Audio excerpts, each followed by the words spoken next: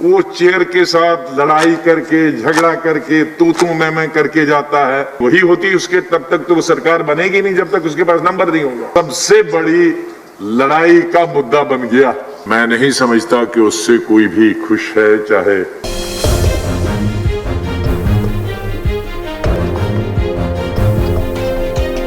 Sir जो कुछ भी पिछले 2 दिन में सदन में हुआ,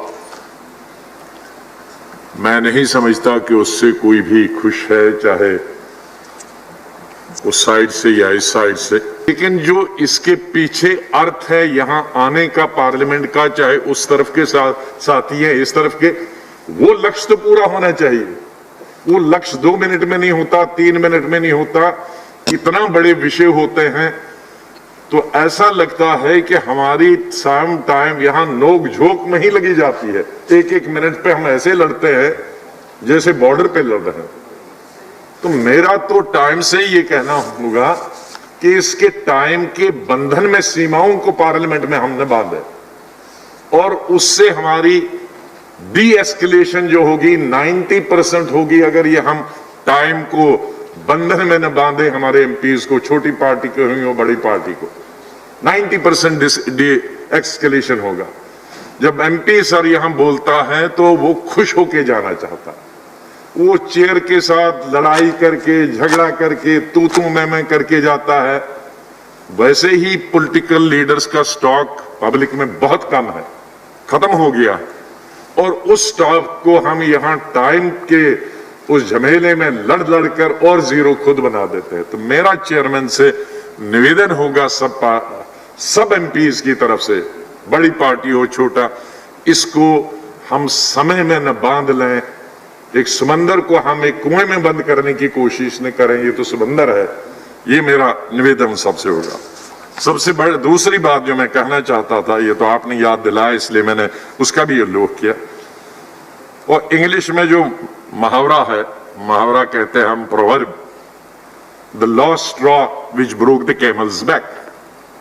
I think the day before yesterday was the last straw which broke the camel's back. इसके पीछे बहुत पीछे का टर्म है, ये सिस्टम है। एक तो ये टाइम का, कोई नाराज है 1 मिनट मिला, मैं अपनी बात पूरी नहीं कर पा। आज स्टैंडिंग कमेटी को बिल नहीं जाते हैं, आज सिलेक्ट कमेटी को बिल नहीं जाते हैं। ये भी उसके पीछे एक बहुत बड़ी धारणा। सब बिल पास करने की गुंजाइश की जाती है, जो एमपीज बोलना चाहते हैं वो नहीं। तो ये झगड़ा क्यों हुआ? नहीं होना चाहिए। मैं इसको अप्रूव नहीं करता हूं कि कोई माइक तोड़े या टेबल पे चढ़े, कोई अप्रूव नहीं करता।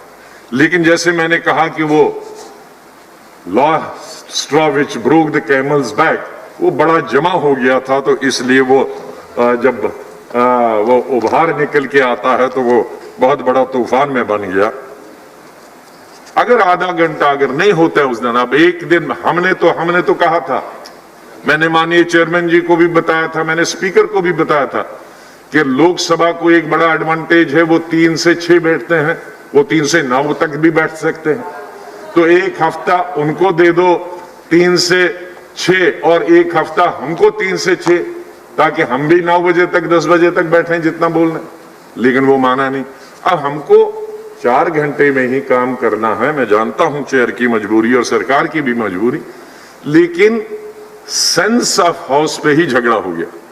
और सेंस ऑफ हाउस का मैं बार बार कह चुका हूं, sense of house does not mean the numbers. फिर तो रूलिंग पार्टी वही होती, उसके तब तक तो वो सरकार बनेगी नहीं जब तक उसके पास नंबर नहीं होगा। तो फिर तो अपोजिशन सेंस ऑफ हाउस है the majority of the political parties.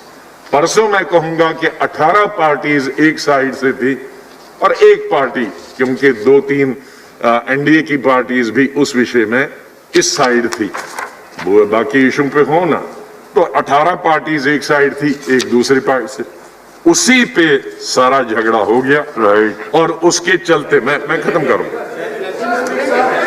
Are you going to give judgment? You want to give judgment?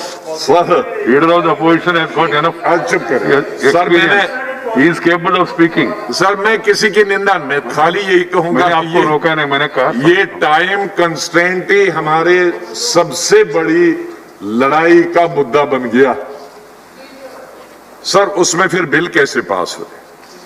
Sir bill इस सदन कैसे चलता है? जहां तक मेरा अपना 41 साल का अनुभव है इस सदन में और उस सदन में और तीसरे सदन में भी, विधानसभा में, हिंदुस्तान के संविधान के आधार, हिंदुस्तान के कानून के आधार पर, हमारे इस पार्लियामेंट के प्रोसीजर के आधार पर, एस्टेब्लिश प्रैक्टिसेस के आधार पर, एस्टेब्लिश कन्वेंशंस के आधार पर, कोऑर्डिनेशन 3 लेवल पे। फर्स्ट, गवर्नमेंट के अंदर बीच में कोऑर्डिनेशन होनी चाहिए, पार्लियामेंट्री अफेयर्स मिनिस्टर और जो उसके बिल हैं उसके बीच में कोऑर्डिनेशन होनी चाहिए, अपोजिशन और सरकार के बीच में कोऑर्डिनेशन होनी चाहिए, सरकार और चेयर के बीच में कोऑर्डिनेशन नहीं होनी चाहिए। सब्सक्राइब नहीं किया है तो प्लीज सब्सक्राइब कीजिए और ताज़ा अपडेट पाने के लिए बेल आइकन को दबाना ना भूलें।